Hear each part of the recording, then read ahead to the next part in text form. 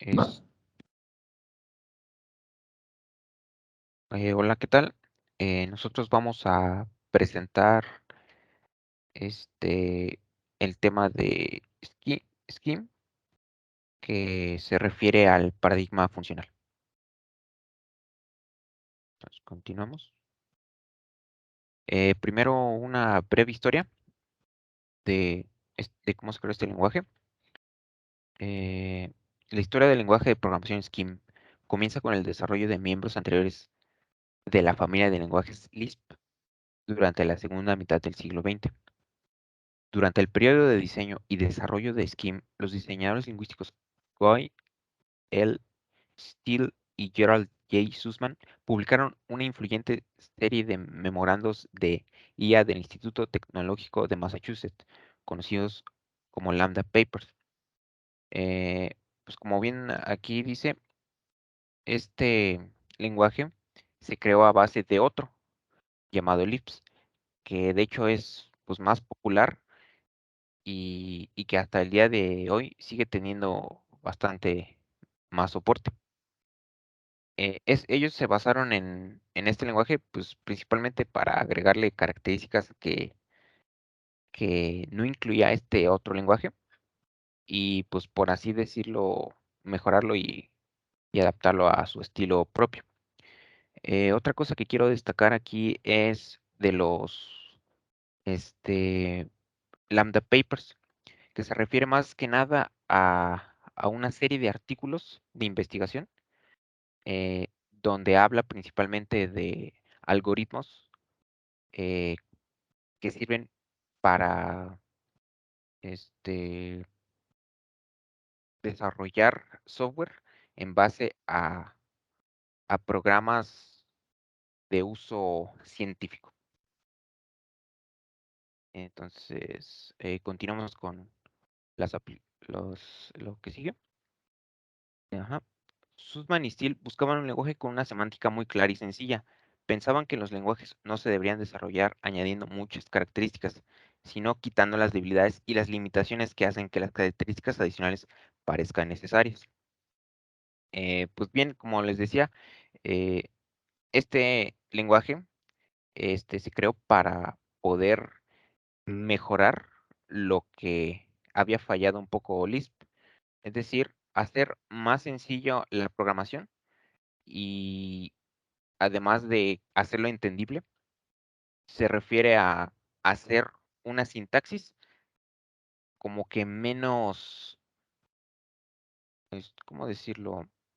Menos problemática y menos engorrosa porque este lenguaje no, no es fuertemente tipado como lo es C o C++ y todos esos. Es decir, no necesitas declarar la variable y ponerle un tipo de dato específico. Kim lo que hace es que pones el número y pues ya sabe que es un número y no un carácter, porque precisamente este lenguaje de programación está diseñado para trabajar con números, para hacer cálculos científicos. Otra cosa es de lo que nos dice, es esto mismo ha hecho que el desarrollo del lenguaje Scheme ha sido lento, ya que se estandarizó que Scheme es muy conservadora en cuanto a añadirle nuevas características, porque la calidad siempre es más importante que la utilidad empresarial. Bien, esto nos da a entender como la imagen aquí que podemos ver, que dice less is more, es decir, que entre menos cargado sea el, pues sí, la sintaxis y todas las funciones, más sencillo se hace de aprender, de recordar y así poder trabajar, pues ir al grano con lo que se necesita de los cálculos y de la forma de pues, desarrollar un programa para que no te tardes tú en aprender un lenguaje, como les decía, que no tienes que andarte preocupando por escribir un código pues complejo y que ya vayas al grano a lo que te importa, que son pues hacer programas para facilitar los cálculos necesarios para llegar a una solución de manera rápida. Continuamos. Ajá, entonces, aquí vienen algunas de las aplicaciones. Como les mencionaba, la principal aplicación que se le da a Scheme es para el cálculo matemático sorprendentemente simple y potente. La abstracción de funciones sirve para generalizar expresiones a través de la introducción de variables y la aplicación de la función para evaluar expresiones dándoles nombres a determinados valores. Scheme, al ser un lenguaje de programación general, puede ser usado para el desarrollo de cualquier aplicación que podamos imaginar. Una de las áreas en las que más se usa Scheme es en la inteligencia artificial para proyectos de investigación. Bien, aquí, como bien les decía, Scheme es más enfocado a los cálculos matemáticos, pero también podemos usarlo para, pues, crear aplicaciones de uso general, como, como bien puede ser la manipulación de, se llama archivos XML o hasta diseño de modelado 3D. Continuamos. Ah, sí, aquí están. Aquí son algunos de ya aplicaciones, programas ya hechos usando el motor de Scheme, el lenguaje de programación. Como bien les decía, una de ellas es SX, es una aplicación de modelado 3D. Este es el otro, SXML, que es un manejador para documentos XML, que como bien sabemos, estos tipos de documentos, de archivos, son usados para muchas veces el desarrollo de aplicaciones web. También tenemos aquí otra aplicación que se llama Hive, administrador de código fuente, que es como si fuera un IDE para poder editar código. También tenemos PHP Tools, herramienta para documentos PHP, y BGL Stone, herramientas para desplegar información en un diagrama de barras. Pues también este es bueno, este programa se usa, este último, es para poder desplegar información como por ejemplo la cantidad de ventas que se ha hecho a lo largo del mes o, o como ¿cómo se llaman? Este tipo de gráficas que vemos que se usan, que podemos desplegar en Excel. Y creo que es todo. Vamos a explicar también ventajas y desventajas, ya que pues es algo importante del todo el lenguaje y ayuda a tomar la decisión de por qué se va a tomar algún lenguaje o no se va a usar al programar. Las ventajas es que, como en todos los dialectos de Lisp, tiene una sintaxis muy reducida, pues porque es un lenguaje que se utilizó para ser conciso, preciso y simple, más que nada simple, minimalista. No se va con cosas complejas ni difíciles. Es un lenguaje introductor, se usa para, pues en la educación, para aprender. En nuestro caso, pues todos empezamos con pseudocódigo y luego C, pero pues este es muy bueno, es muy sencillo, nos podemos familiarizar con todo y pues también no se necesitan reglas de precedencia, ya que no tiene operadores, haciendo más énfasis en lo simple que es. También usa notación prefija para las llamadas a función y facilita la programación funcional, ya que necesita variables globales. Los procedimientos también son objetos de primera clase y esto permite, como ya explicamos, al explicar los objetos de primera clase, esto permite la definición de funciones de orden superior, también lo cual ya explicamos previamente, y también se pueden crear procedimientos anónimos. Todo lo de lambda, lo cual también ya vimos, pues nada más recalca lo simple que es, pero pues como todo, tiene también sus desventajas. Y pues es que es muy minimalista y específico y hay muchas implementaciones. Así que si no se sabe todo, pues al ser tan comprimido, pues no hay mejor manera que escribirlo, cuadrado, uno puede cometer errores, pues algunas funciones tienen nombres comunes para nombrar variables y esto causa muchos errores comunes, ya que pues uno los utiliza sin darse cuenta, a diferencia de otros lenguajes como C, que pues algunas cosas son muy específicas como para usarlas por accidente, mientras que en este lenguaje, pues sí, al no saberse todas, pues uno las utiliza por accidente, le causa error y uno no sabe por qué, ya que pues uno tal vez no está familiarizado con todo, a pesar de lo simple y conciso que es. Y pues si no se revisa la definición de cada uno de los objetos usados, pues será difícil determinar el orden de evaluación en programas con los que pues no estamos familiarizados.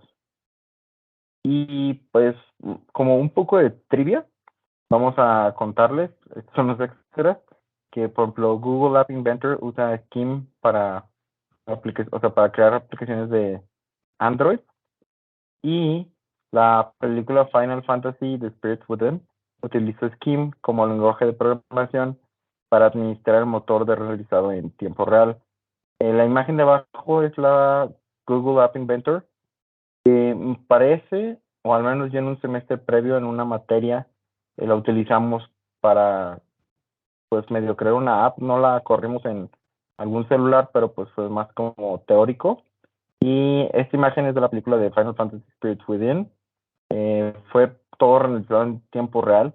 La película cuando salió fue muy impresionante y hasta la fecha se sigue viendo pues muy bien al ser digital.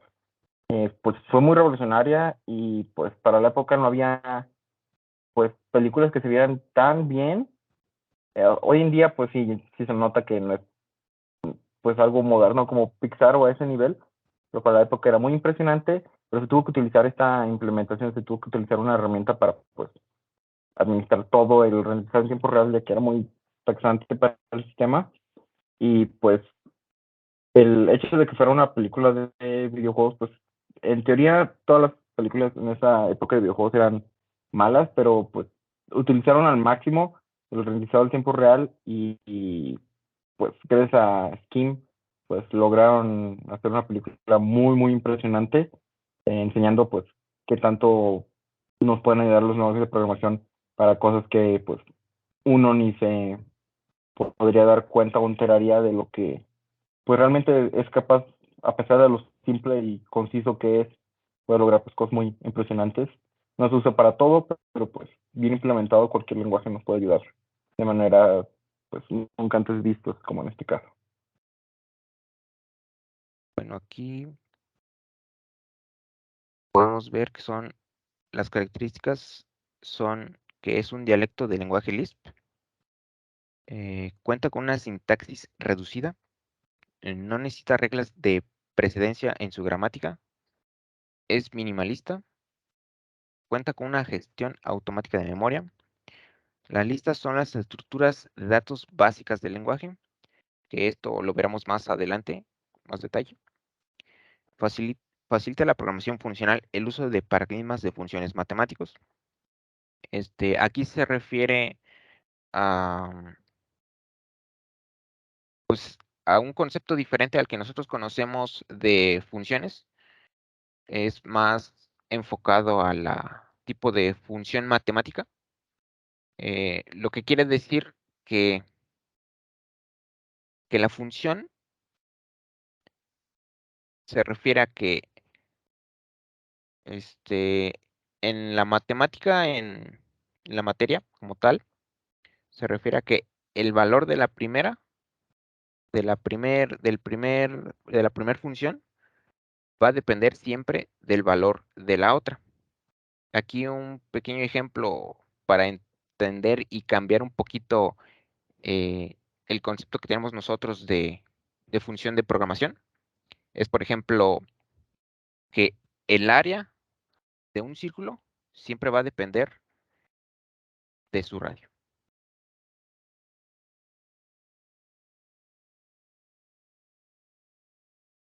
Ajá.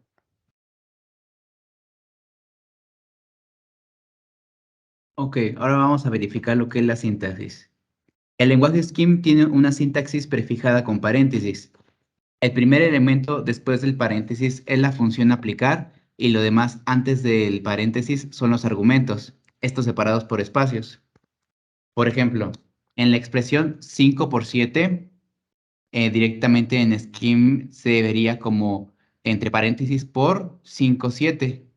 Como les decía, primero va lo que es la función y después van sus argumentos. En la expresión mayor que 8, 7 equivaldría normalmente a 8 mayor que 7. En este caso, el número que se encuentra a la izquierda es el que se va a comparar con el de la derecha. En la expresión siguiente, más 4, 7, 8, equivale a una suma entre los números o argumentos que se encuentren. En este caso sería 4 más 7 más 8. Y en la expresión más 4, entre paréntesis por 6, 8, equivaldría a sumar 4 al producto que se realice de la multiplicación de 6 por 8.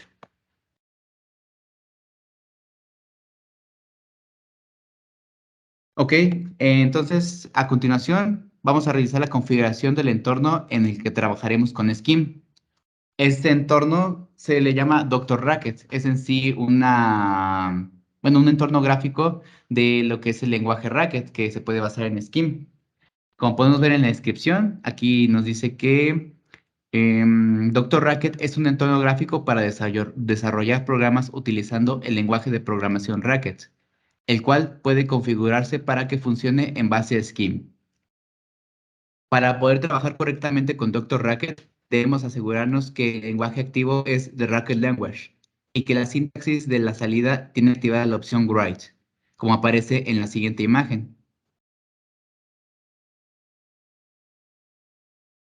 Doctor Racket soporta muchos lenguajes y dialectos de Scheme. Nosotros directamente vamos a utilizar el lenguaje por defecto, el lenguaje Racket. Para ello no es necesario realizar nada, solo asegurarnos de lo siguiente. Primero vamos a verificar que en la parte inferior de la ventana aparece Determine Language from Source. El fichero que está editado en el panel de edición comienza con la línea Long Rockets y finalmente, si pulsamos el botón Run o Ejecutar, comprobaremos que se carga ese lenguaje en el intérprete.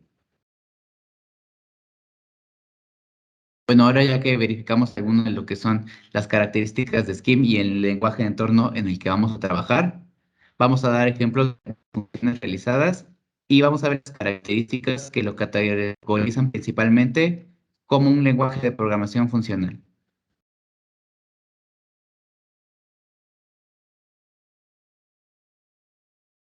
Ok, Scheme es un lenguaje interpretado. Las expresiones en Scheme tienen una forma en la que la expresión está delimitada por paréntesis y el operador va seguido de los operandos. La síntesis es la siguiente. Como les explicaba, dentro de los paréntesis primero va a ir la función, ya sea alguna función aritmética o alguna que programemos, después los argumentos de la misma.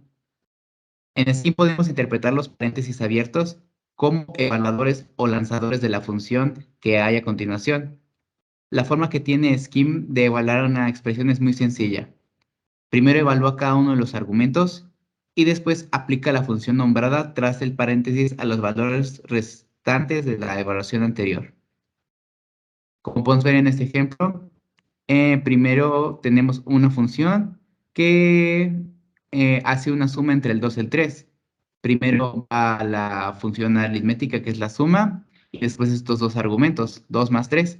Aquí ya en la ventana de intérprete, perdón, podemos ver que el resultado nos da un 5.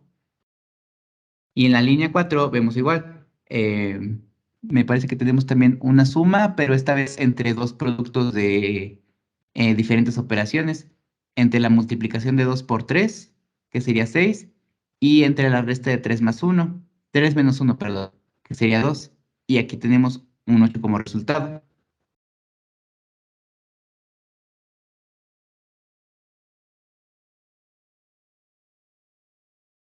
Bien, entonces ahora continuando, vamos a ver la siguiente característica de Scheme, que de hecho es una de las más importantes porque con este tipo de estructura es con el que podemos manipular la información Bien, entonces, las listas se definen con la función list.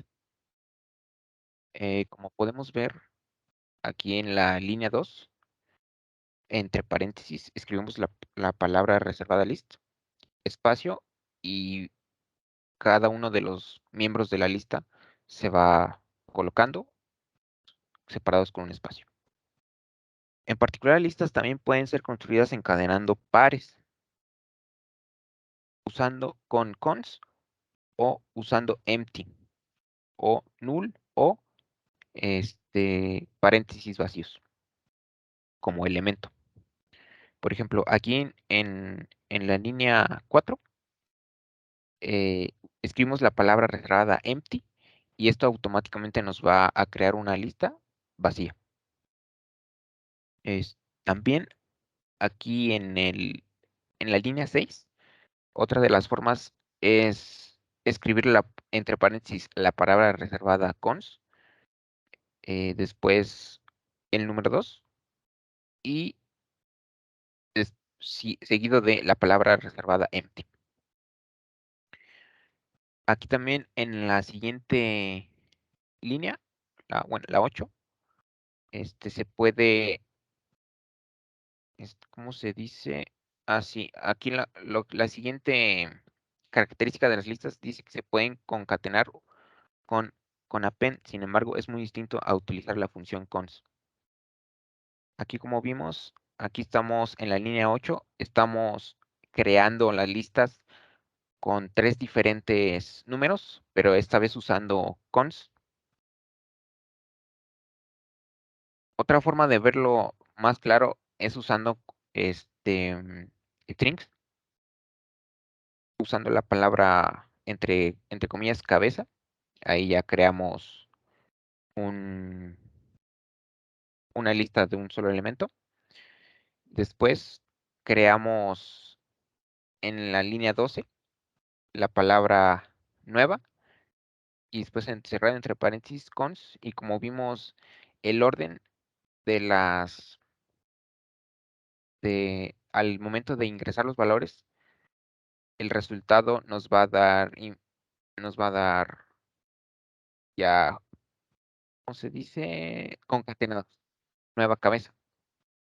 Entonces, aquí estamos usando la palabra reservada en el en la línea 14, la palabra reservada append, que lo que nos quiere decir es que estamos combinando dos listas. Ponemos append, espacio, entre paréntesis, creamos una lista de 3 elementos, 1, 2, 3, y después, separado por espacio, creamos otra lista encapsulada en paréntesis, de igual 3 elementos, pero ahora de 4, 5 y 6. Esto lo que nos va a hacer es, esas dos listas las va a juntar en una sola. Y ahora, otra característica es, como una lista es en realidad unos pares encadenados, se puede usar car y cdr y sus combinaciones para acceder a cualquier elemento de una lista. Estas funciones funcionan con cualquier tipo par, incluyendo las listas no vacías. En la línea 20, estamos usando, por ejemplo, bueno, en la línea 18 definimos el nombre de nuestra lista para poder así identificarlo. Es como cuando declaramos una variable y le asignamos un nombre. Entonces, primero escribimos la palabra reservada define, de seguido del nombre que le queremos dar a nuestra lista. A continuación ponemos, como lo hemos venido manejando, la palabra reservada list, entre paréntesis, y los miembros de la lista separados por espacio. Después, para poder hacer uso de estas palabras reservadas, estos métodos, por así decirlo, ponemos entre paréntesis la palabra car y seguido del nombre que le dimos a nuestra lista. Lo mismo es para CDR. Continuando, también hay funciones correspondientes a first y rest, que solo funcionan con listas no vacías, pero no con pares. Bueno, este casi prácticamente nos está diciendo el uso de este método, lo que hace. Aquí en la línea 24 ponemos la palabra reservada entre paréntesis first y el nombre de nuestra lista. Y lo que nos va a arrojar como resultado, pues es el primer elemento de la lista. Después, aquí en la línea 26, escribimos la palabra reservada rest entre paréntesis y los que nos va a escribir es el último elemento de la lista. Y en la línea 28, pues ponemos second entre paréntesis el nombre de nuestra lista y nos va a arrojar el segundo elemento de la lista. Y ya, pues como pueden ver, aquí son todos los resultados que nos da al escribir lo que anteriormente les describí. Y pues sí, eso sería todo. Ahora continuamos con, eso se trata de listas, continuamos con recursividad. Una característica fundamental de la programación funcional es la no existencia de bucles. En programación funcional, las iteraciones se realizan con recursión. Bien, aquí no existe como tal un método o una palabra reservada de while o for. No existen los ciclos. Entonces acudimos a la recursividad, que supongo que, como ya vimos en clases anteriores, se refiere a llamar a una función dentro de otra función para así hacer un ciclo. Y la forma de salir de ese ciclo pues va a ser igual con una condicional, pero dentro de la misma función. Por ejemplo, podemos definir la función suma hasta x, que devuelve la suma de los números hasta el parámetro x cuyo valor pasamos en la invocación de la función. En este ejemplo, suma hasta 10 devolverá la suma y nos arrojará como resultado 55. Aquí en la línea 2, pues definimos el nombre de nuestra función, que es suma hasta espacio, la función, digo, la variable x, que es lo que vamos a recibir, seguido ya de la condición que nos va a sacar pues de la recursividad. Y pues si se cumple esa función, pues ya sale. Y si no, pues ya manda a llamar a la misma función, que lo que va a hacer es primero restar el valor de x y después ya sumarlo. Y hasta que se cumpla nuestra condición, es que va a salir del bucle.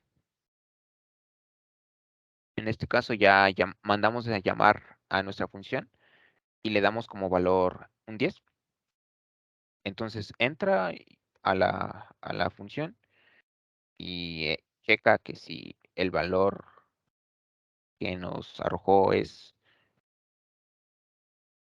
igual a 0. Si es así, pues ya sale, pero como no es el caso, entonces entra y suma y así sucesivamente hasta que llegue a 10 y salga.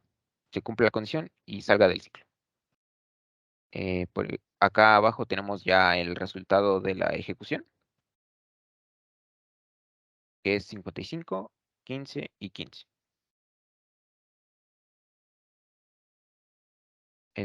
Una aclaración sobre el caso general. En la implementación anterior, la llamada recursiva a suma hasta se realiza en el primer argumento de la suma, como es en el caso de la línea 9. La expresión anterior es totalmente equivalente en la que la llamada recursiva aparece como segundo argumento. Aquí como vemos no importa dónde coloquemos nuestro valor de entrada, si es al final, como vimos en la línea 9, el valor de x, o al principio, ya que ambas expresiones son equivalentes porque en programación funcional no importa el orden en el que se evalúen los argumentos. Da lo mismo evaluarlos de derecha a izquierda que de izquierda a derecha. La transparencia referencial garantiza que el resultado es el mismo. Y bien, ya aquí ya continúan con las funciones anónimas mis compañeros.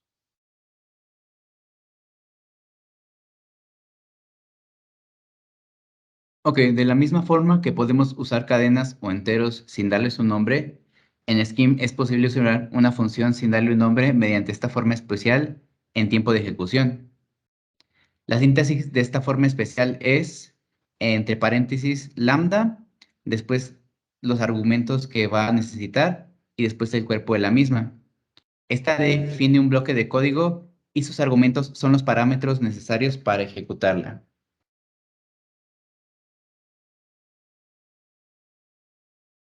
Mire, vamos a verificar este ejemplo. Una función anónima que devuelve el mayor de dos números. Podemos ver en la línea 5 cómo se define esta función anónima. Tenemos lo que es el identificador X, después la palabra lambda, que es la palabra clave para definir esta misma función, y en esta va a recibir los argumentos A y B. Una vez ya ejecutada esta función en la ventana de intérprete, podemos llamarla solamente con el identificador X, agregamos lo que son los argumentos y nos va a dar el resultado deseado. Una vez que se asigna un procedimiento o un identificador, la podemos utilizar de la misma forma que invocamos habitualmente a una función. Aquí, por ejemplo, utilizamos x46 y realizó la suma y nos dio el número 6. Y de igual forma, en x2050 realizamos el proceso y nos devuelve el número 50.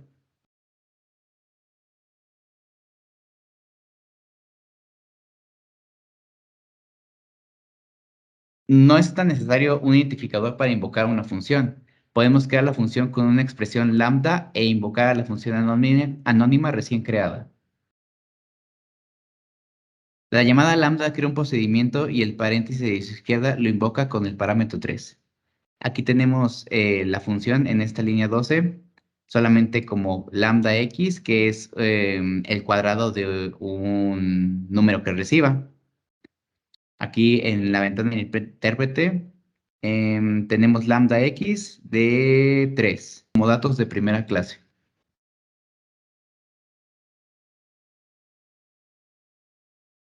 Ok, entonces continuando con las funciones como datos de primera clase, pues primero hay que adentrarnos más en la teoría, que sería que una de las características fundamentales de la programación funcional es considerar pues estas mismas funciones como objetos de primera clase. Así que tenemos que recordar que un tipo de primera clase es pues estas 4 características son las principales, que es puede ser asignado a una variable, también puede ser pasado como argumento a una función, puede ser devuelto como resultado de una invocación a una función y puede ser parte de un tipo mayor. Esto ya poniéndolo más en práctica sería el tener funciones como datos TPC, que en este ejemplo muy sencillo es el de una función constructora que crea en su ejecución una función que suma k a un número. Así que vemos en la línea 4 que definimos sumador de k, luego usamos una función anónima lambda con x y entonces pues sumamos, definimos que vamos a sumar x y k y luego de input vamos a tener 3 y como se tenía un 100 antes, nada más va a sumar 100 a 3, por lo cual da 103. Después vamos a definir el sumador con 50 y se le va a agregar 3, por lo tanto da 53.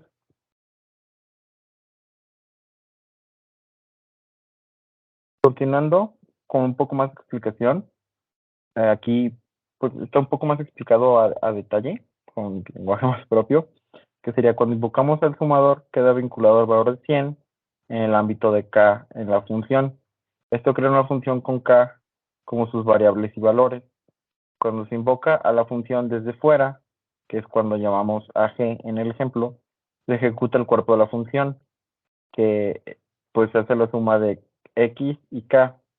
En este caso, x valiendo con el parámetro 3 y el valor de k se obtiene en el ámbito capturado, que sería 100, que fue el primer ejemplo. Luego, ahora vamos a continuar con funciones de orden superior, que sería cuando llamamos funciones. Bueno, a eso se les llama funciones de orden superior a las funciones que toman otras como parámetro o devuelven otra función. Esto pues nos sirve para generalizar soluciones con un alto grado de abstracción. Y pues vamos a ver algunas de las funciones más importantes, cómo se usan y pues cómo las tenemos que implementar.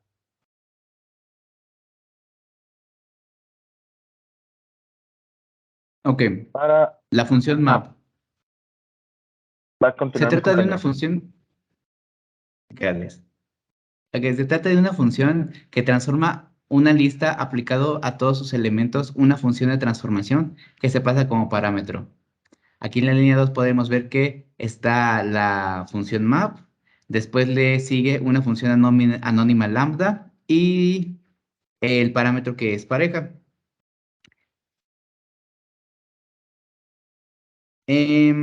Bueno, una vez realizado esto, realiza la suma de los dos números que conforman la pareja y devuelve el resultado. Aquí podemos ver que esta lista está conformada por una pareja, perdón, bueno, tiene los elementos 2 más 4, 3, 6 y 5, 3. Como resultado nos da 6, 9 y 8, ya una vez que realizó la suma de cada uno de sus números. También tenemos la función filter. Esta función toma como parámetro un predicado y una lista y devuelve como resultado los elementos de la lista que cumplen con este predicado. Una vez más, aquí tenemos la función filter. Este pasa por otra función lambda y también procesa lo que son los elementos de la pareja. En este ejemplo, se quiere encontrar en una lista aquellas que su número a la izquierda es mayor o igual a su número a la derecha. Directamente aquí se ve el proceso. Tenemos el símbolo de mayor o igual que y la comparación entre los dos números.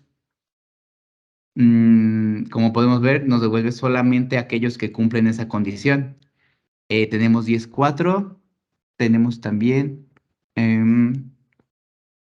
la pareja, permíteme.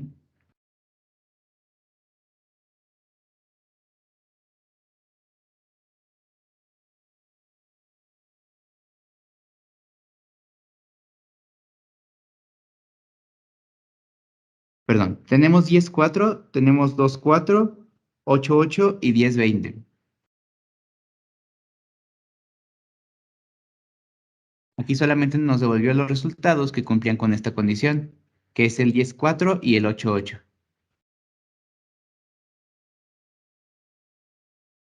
Función fold_r y fold_l.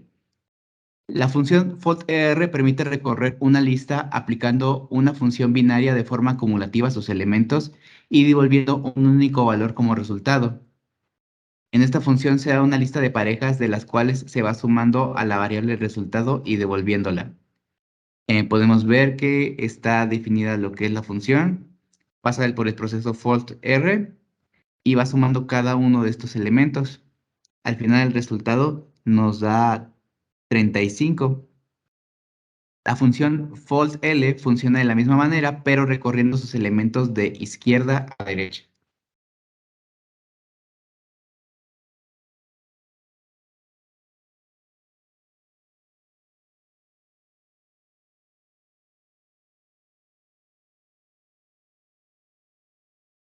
Conclusión. El uso de la programación funcional puede conducir a un código más conciso, legible y fácil de mantener. Este mismo puede ayudar a mejorar la calidad del código, la modularidad y la reutilización de las funciones, lo que puede reducir la cantidad de errores y aumentar la productividad en el desarrollo de software. Y esto mismo puede resultar en una solución más eficiente y elegante que otros paradigmas de programación.